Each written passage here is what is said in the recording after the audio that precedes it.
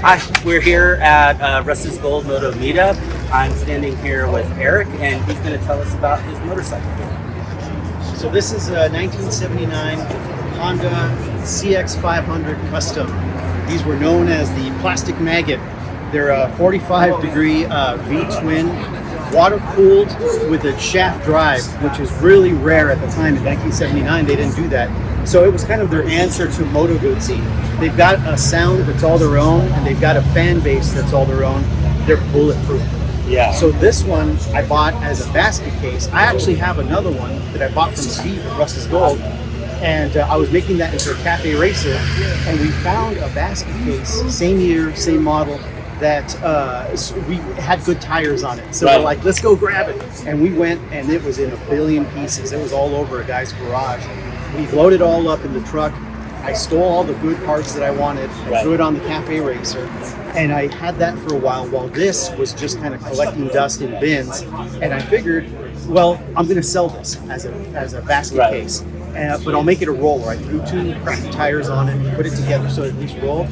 And a tire kicker came over and he drove me crazy, like nitpicking this stuff. I said, hey, it's a basket case. What do you want? You know? So when he left, I got angry.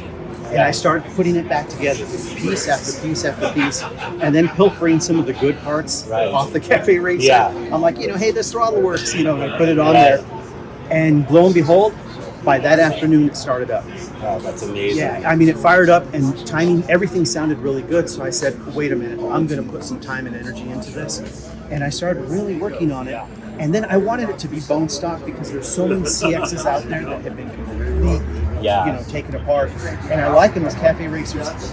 But it's a funny looking bike, but I've kind of learned to love it, and it rides so good and it's so comfortable. I started buying stock parts that I was missing. Yeah, a big one was the airbox. Instead of running pods, I threw a stock airbox in there, which was a pain to put in. But once that went in, everything fit together. Like the way it ran, you could tell it liked that level of filtering. And suddenly it was like it starts up, it runs great, starts up great. I can leave it alone for 2 weeks, come back out and it fires up right away. Really comfortable bike.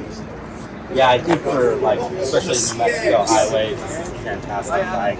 And I too have a couple vintage Hondas. And I love seeing them sort of like feeling like survivors. And this one's cool because you can tell it's been ridden, it's got patina, it's got little scratches, but you can also see the engine's super clean, and it's just you can just tell it's a great runner. And I think that's one of the reasons you were picked for 100. It's just so uniquely perfect and without being a trailer clean. So again, thanks for coming out. Thanks a lot. Yeah, we'll see you again next time. Thanks. Thank you. Thanks.